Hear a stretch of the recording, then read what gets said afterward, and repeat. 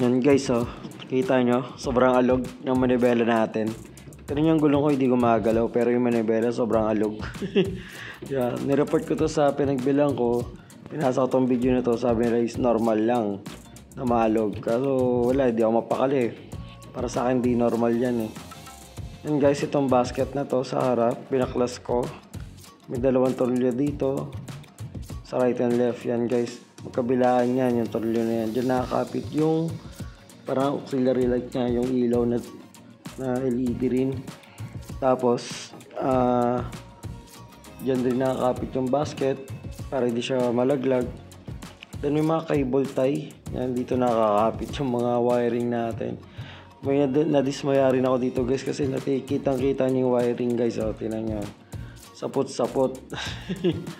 araray. Yan guys, tinanggalan natin yung basket dito na nakalagay sa harap. Yan, tinan nyo yung guys, kitang kita talaga yung wiring, grabe, sabog-sabog.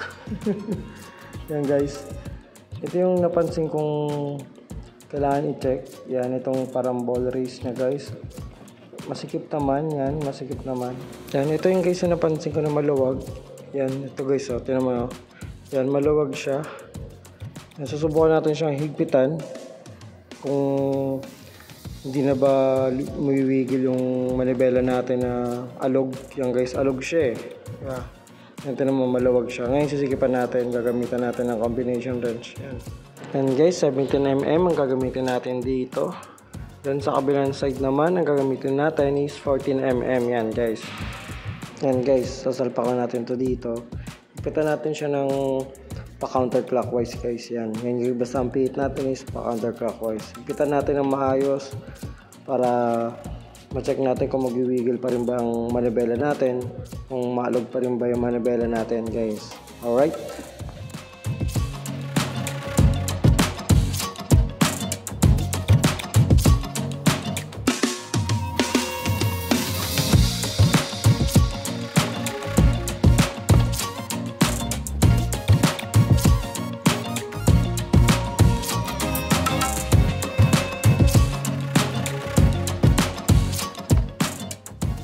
Ayan guys, maigpit na siya.